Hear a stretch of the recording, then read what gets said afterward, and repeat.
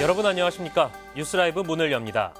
봄을 만끽하는 요즘 한낮에는 벌써 여름이 왔나 싶을 만큼 더위가 느껴지기도 하는데요. 어제 22도 가까이 올랐던 서울의 한낮 기온이 오늘은 16도에 머무릅니다. 퇴근길 무렵에는 황사도 찾아옵니다. 건강관리에 각별히 신경 쓰시길 바랍니다. 4월 18일 뉴스라이브 지금부터 시작합니다. 오늘의 헤드라인입니다. 금호동 장터길 확장을 두고 주민들의 반발이 거셉니다. 사업에 전면 무산을 요구하고 있습니다.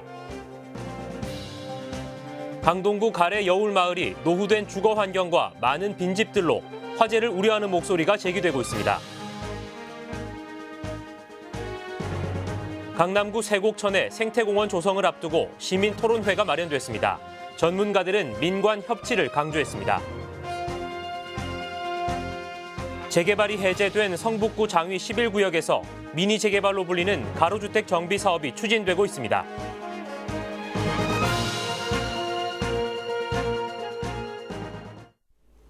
상습 정체를 겪고 있는 금호동 장터길의 확장을 두고 주민 반발이 극심합니다. 확장으로 인해 수용 예정인 건물의 건물주들과 임차인들은 사전 협의 없이 사유재산을 침해하려 한다며 사업의 전면 무산을 외치고 있습니다. 첫 소식 조성협 기자입니다. 성동구 금호동 장터길입니다. 하루 평균 2만여 대의 차량이 지나지만 왕복 2차로에 불과한 좁은 도로 탓에 상습 정체를 겪은 지 10수년째입니다. 여기 길거리가 이게 길이야. 사람 살 데가 못 돼. 막혀요. 말도 못 해. 이에 성동구는 올해 1월 장터길 확장 사업을 확정했습니다. 1차적으로 금호역에서 금남시장 방향 105m 구간의 도로를 기존 8m에서 15m로 확장할 예정입니다. 더불어 1m도 채 되지 않는 보도 역시 2m 이상으로 넓힐 계획입니다. 2차선으로 돼 있는 거를 2차선으로 확장을 하고 한 차선을 확장하다 보니까 보도폭도 좀 2m로 확장을 하고 양쪽 도로 폭이 15.7m 정도. 1차 확장 사업 예산은 250억 원. 이 중 20억 원은 도로공사에 쓰이고 나머지 230억 원은 15필지 13개 건물의 수용 보상비로 쓰일 예정입니다. 하지만 수용 대상 건물주들은 사유재산을 침해하는데도 사전 협의 없이 사업이 진행된다며 불만을 터뜨립니다. 더불어 보상비가 터무니없이 적은 데다 반대편 건물도 수용 대상이 돼야 한다고 주장합니다. 구청에서나 시청에서나 저희 건물주 분들 한 분한테도 단 한 번도 연락을 준 적이 없습니다. 밀 거면 같이 이렇게 해서 조금씩 타협을 해서 해야지 왜 하필이면 저희 중만 하냐. 저희는 정말 터무니없는 보상비라고 생각을 하고 있고요. 장터길에서 30년 이상 영업을 해온 임차인들 역시 이곳을 떠나면 갈 곳이 없다며 부정적인 반응을 보입니다. 걱정이 태산이야. 좀 그냥 나갈 수는 없지. 우리 갈 데도 없고 그냥 뭐 쫓아내고 다니지 안 나가겠죠. 현재 성동구는 지난달부터 교통량 측정 등 사전조사 성격의 용역을 시행 중입니다. 구는 올해 연말 용역이 끝나는 대로 수용 건물을 감정평가해 보상비를 재산정하겠다는 입장입니다. 보상비는 지금 그거보다 훨씬 많을 거예요. 현 시가의 90에서 95% 그 정도 수준이에요. 그거보다 훨씬 많을 거라고 보거든요. 하지만 건물주를 비롯한 임차인들은 보상비는 부차적인 사항이라며 사업의 전면 무산을 외치고 있어 양측의 갈등의 골은 더욱 깊어질 것으로 보입니다. 딜라이브 서울경기 케이블TV 조성엽입니다. 강동구엔 가래 여울마을이라는 곳이 있습니다. 300여 년 전부터 자연 불악이 형성돼 역사적으로 유서가 깊은 곳이지만 도시 외곽에 위치한 탓에 상대적으로 생활 인프라가 낙후된 지역으로 꼽혀왔습니다. 노후된 주거 환경과 많은 빈집들로 인해 주민들 사이에서 화재를 우려하는 목소리가 흘러나오고 있습니다. 보도에 박영찬 기자입니다. 모퉁이가 내려앉은 지붕. 곳곳엔 검게 그을린 흔적이 보입니다. 가래 여울 마을에서 살고 있는 주민은 몇 해 전 이 집에서 불이 났었던 흔적이라고 말합니다.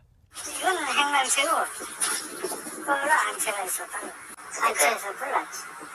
강동구 가래 여울 마을은 300여 년 전 한강 유역에서 땔감을 유통하던 거점 지역으로 발달했지만 도시화가 진행되는 과정에서 시 외곽에 위치해 있던 탓에 개발의 손길이 닿지 못했던 상황. 인구 유출로 현재는 36가구 정도가 거주하고 있지만 주민들은 집만 남겨두고 타 지역에서 생활하는 사람들로 인해 사실상 일부 가옥은 빈집 상태로 놓여 있다고 말합니다. 여기에 잡다한 물건이나 쓰레기 등이 쌓이고 있는 데다 오래된 전기 배선들이 그대로 방치되면서 화재 위험이 커지고 있다는 점을 지적합니다. 주변에 음식점들도 위치해 있는 만큼 주민들은 작은 불씨가 큰 화재로 번지지 않을까 우려하는 모습입니다. 요즘 사람 사긴 사는데 어려워서 안 하니까 빈집이 어떻게 그 영업실이 있습니다. 취객들이 담배불을 휙 버리는 수도 많거든요. 담배불이 켜갖고 이 불이 붙으면은 이 동네가 완전히 화마로 변합니다. 강동구청도 주민들의 목소리를 인식하고 있지만 직접적인 조치를 취하는 데는 난색을 표합니다. 우려가 제기되고 있는 가옥들이 개인 소유인 상황에서 행정 조치를 취할 마땅한 방법이 없기 때문입니다. 다만 마을에 설치된 방범용 CCTV와 관련 부서 전담으로 순찰 활동을 통해 화재 가능성을 차단하는 데 주력하겠다는 입장입니다. 한편 가래여울 마을엔 서울시의 에너지 취약 지역 지원 계획에 따라 도시가스 공급이 결정된 상황. 지자체의 인프라 확충 정책으로 소외 지역에 새로운 발전의 전기가 마련될지 관심이 높아지고 있습니다. 딜라이브 서울 경기 케이블 TV 박영찬입니다.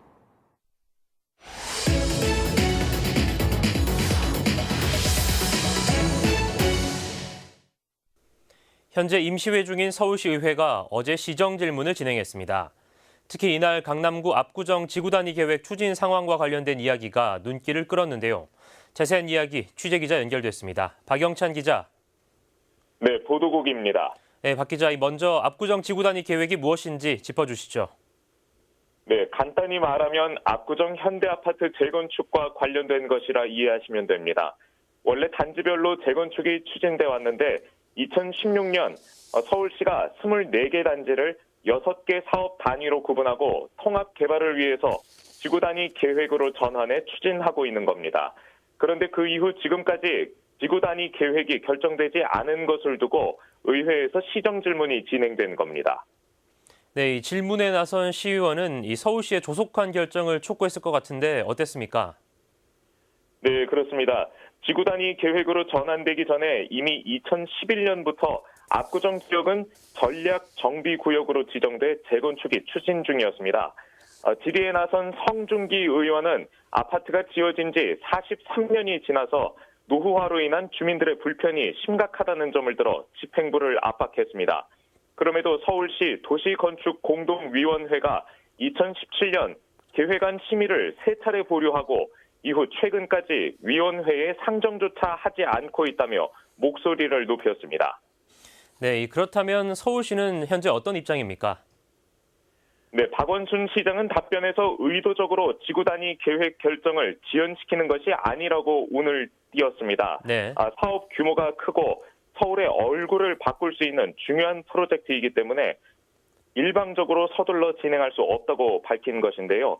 결국 이후 사업이 지연되는 상황에 대해서 역차별이다, 아니다를 두고 박 시장과 성 의원 간 가벼운 설전이 오가기도 했습니다.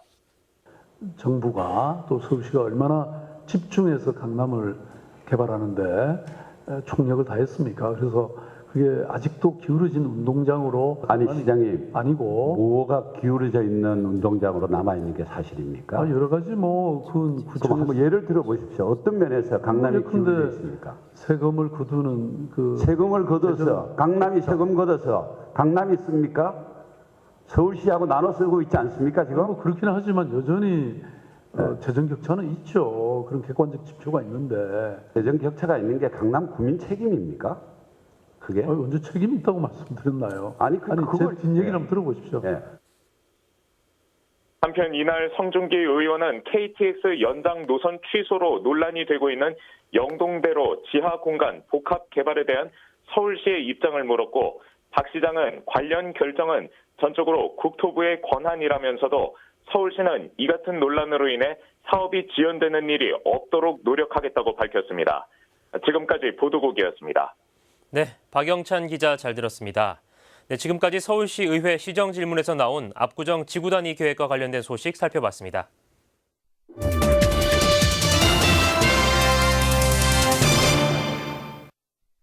강남구 세곡동에는 기존 하천을 정비한 세곡천이 있습니다.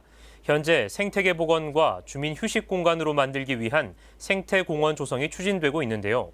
본격적인 사업 추진에 앞서 시민 의견을 모으는 자리가 마련됐습니다. 지혁배 기자입니다.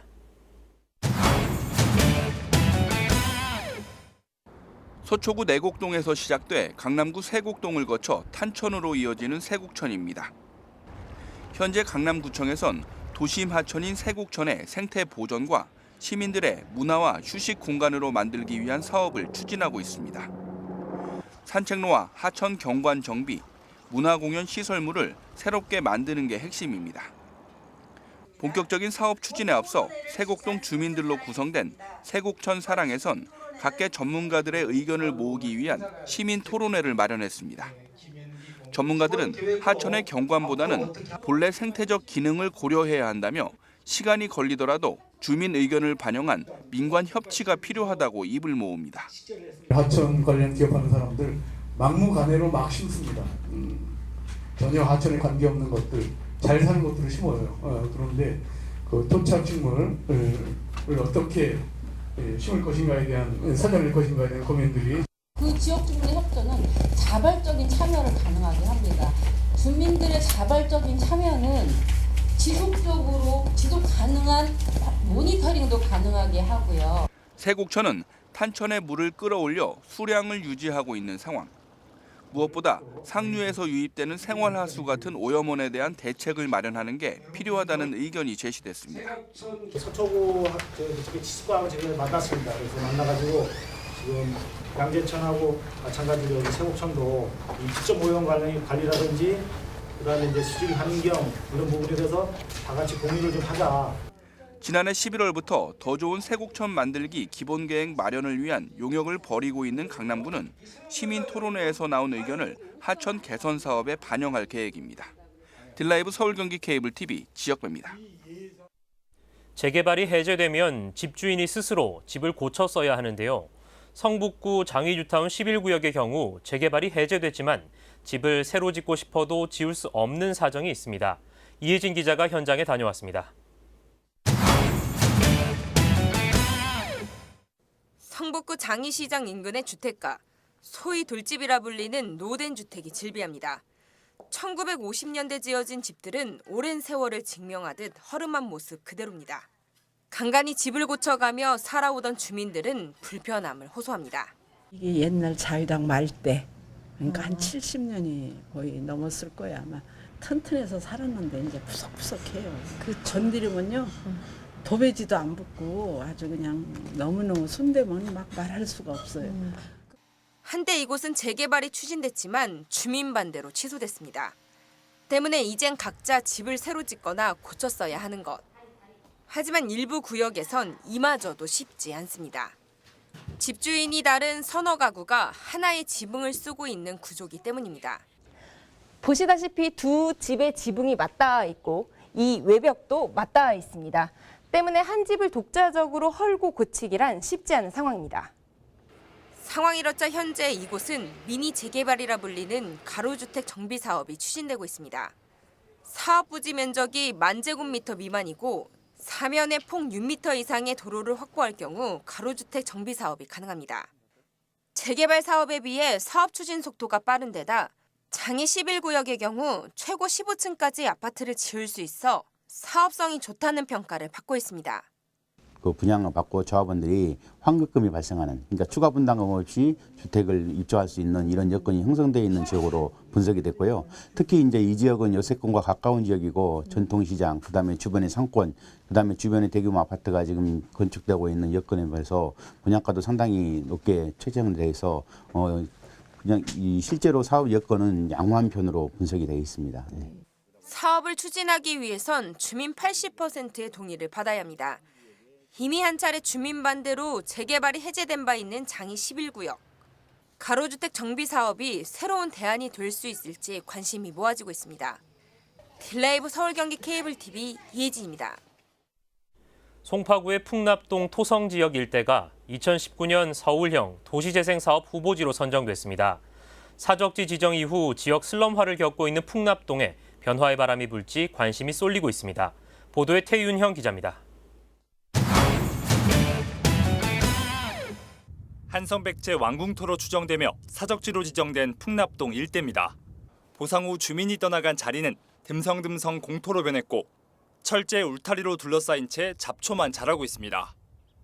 주인이 떠난 빈집도 눈에 띕니다. 이 주택은 보시는 것처럼 대문에 전선이 묶여 있고 아무렇게나 자란 넝쿨들이 뒤덮인 채 방치되고 있습니다. 진짜 무서워요. 폐가도 많고 공터가 많고 해서 항상 뛰어오는 편이에요. 그리고 너무 보기 싫고 이거 펜슬 쳐놨는 게 이게 뭔 동네인가 싶은 생각도 들고. 송파구 풍납동 일대가 서울형 도시재생 사업 후보지로 선정됐습니다. 공터와 빈집 등 보상 후 철거되거나 남겨진 부지로 인해 지역 슬럼화가 심해지자 송파구가 서울형 도시재생 사업에 뛰어든 결과입니다. 50여 년간 문화재로 인한 보상 이주와 건축 제한 등으로 인해 급격한 지역경제 쇠퇴, 인구 감소 및 건축물 노화가 진행되어 지역 슬럼화가 가속되어 있던 상황에서 송파구는 풍납동을 역사문화 중심지로 탈바꿈할 계획입니다. 2000년 전 서울을 수도로 천명한 한성백제 시대의 역사성을 기반으로 백제문화 체험관을 만들겠다는 목표를 세웠습니다. 이에 따라 시범 사업으로 도시재생의 주체인 지역민을 위한 커뮤니티 시설을 운영해 도시재생 사업의 성공 가능성을 서울시에 평가받을 계획입니다. 백제와 서울이 공존하는 2000년 역사문화 수도 풍납이라는 주제로 백제문화 체험마을 조성과 같은 핵심 앵커 사업을 중심으로 도시재생 4개 전략 17개 사업을 추진해 나갈 예정입니다. 또 체육시설과 같은 주민 편의시설도 주민들과 협의해 조성할 방침입니다. 한편 이번 서울형 도시재생 사업 후보지로 풍납동을 비롯해 면목동과 효창공원 일대 등 모두 8곳이 선정됐습니다. 최종 사업지는 오는 9월 결정됩니다. 딜라이브 서울 경기케이블TV 태윤영입니다. 마포역 인근의 마포 유수지 부지는 마포 주차장으로 운영되고 있습니다. 지난 2015년 이곳에 문화복합시설을 만들겠다는 정부 계획이 발표됐지만 이렇다 할 성과를 내지 못하고 있었는데요. 최근 사업과 관련해 예비 타당성 조사가 통과됐습니다. 지지부진했던 사업이 탄력을 받을 수 있을지 관심이 모아지고 있습니다. 보도에 천서연 기자입니다. 마포 유수지 부지에 문화복합시설을 짓겠다는 계획이 발표된 건 지난 2015년, 이른바 한류 공연관광 컴플렉스입니다. 한류 확산에 따른 전문 공연시설이 필요하다는 게 당시 정부와 서울시의 설명. 하지만 발표 이후 2년 넘게 기본 계획 수립 단계에 머물면서 지지부진한 모습을 보였습니다. 많이 지연되게 했어요. 근데 이게 일반 그냥 토지에 땅 파서 하는 게 아니고 유수지도 있고 이제 그런 걸 이제 정석을 하면서 이제 건물도 지어야 되고. 한류 공연관광 컴플렉스 사업이 예비 타당성 조사를 통과했습니다. 비용 대비 편입값인 B씨가 4.29로 나온 것. 기획재정부는 최근 이 같은 내용을 문화체육관광부와 서울시, 마포구에 통보했으며 현재는 전체 사업비 중 지방비 배분을 두고 서울시와 마포구가 논의 중인 것으로 알려지고 있습니다. 예산이 확보돼 내년 실시 설계가 진행된다면 이듬해인 2021년 공사에 들어갈 수 있을 것으로 예상되고 있습니다. 한류 대공연장, 연습과 제작 공간, 그리고 체험 공간 등 총 지상 5층 규모의 시설이 들어서게 됩니다. 이렇게 되면 마포 한강변에서 출발해서 경의선 숲길공원과 홍대 그리고 신촌으로 이어지는 문화 클러스터가 조성될 것으로 기대되고 있습니다. 앞으로 성공적 사업 추진을 위해서 국비 확보 등에 최선을 다할 생각입니다. 한편 총 사업비 914억 원이 투입되는 한류 공연관광 컴플렉스 사업은 마포 유수지 일대 3만여 제곱미터 부지에 문화복합타운을 짓는 내용을 담고 있습니다. 지상 5층 규모로 대공연장 등 1,900석 규모의 공연시설이 들어서고 600면 규모의 주차장도 함께 만들어질 예정입니다. 딜라이브 서울 경기 케이블 TV 천선입니다. 우리나라에선 연간 2,200명 이상의 아이들이 해외로 입양되는데요. 종로구에서는 매년 해외 입양 가족들의 모국 방문을 지원하고 있습니다. 한국 문화에 대한 이해를 돕기 위해서인데요. 노르웨이 입양 가족들의 북촌 체험에 다녀왔습니다. 지혁배 기자입니다.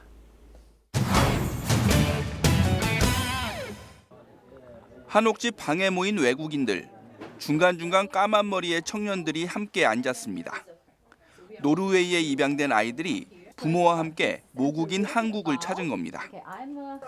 조선시대 왕실에서 사용하던 칠보 손거울 만들기, 각자의 개성을 담아 가마에 구워내기까지 모든 게 처음이지만 한국의 전통 문화가 낯설지만은 않습니다. Oh, this was wonderful. It's very nice to see all these colors, and we had a great time here. It's nice being back in Korea after 22 years. I was adopted when I was just 4 months. It's good to be back.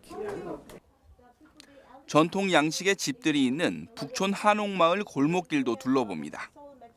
해설사의 설명 하나하나에 귀 기울이며 마음에 담아갑니다. I think it's a thing that I'll never forget. It is just very nice to see how the culture is, how the people is, how the buildings are, the cities, the shoreline, everything. 해외 입양에 대한 인식을 바꾸고 한국에 대한 이해의 폭을 넓히기 위해 지난 2009년부터 홀트 아동 복지회와 함께 추진하고 있는 해외 입양 가족 전통문화 체험. 종로구에선 종로의 멋을 알리기 위한 북촌 체험을 지원합니다. 아무래도 그 다양한 경험이겠죠. 뭐 이런 그 한옥과 더불어 전통이 어떤 건지 알 수 있고 하는 기회가 될 거라고 봅니다. 지금까지 900여 명의 해외 입양 가족이 다녀간 종로구에는 오는 7월에도 미국 입양 가족 100명이 더 방문할 예정입니다. 딜라이브 서울 경기 케이블 TV 지역배입니다.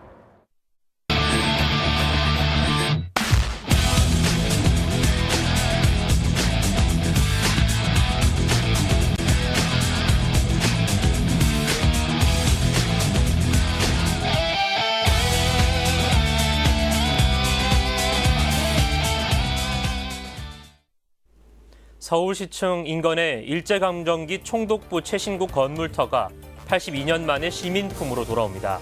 800제곱미터 공간의 서울마루로 오늘 정식 개장하는데요. 바쁜 도심 속 일상에서 잠시 쉬어가는 휴식과 여가 공간으로 기대를 모으고 있습니다. 역사와 일상이 만나는 공간 한번 둘러보시는 것도 좋을 것 같습니다. 뉴스라이브 마칩니다. 시청해주셔서 고맙습니다.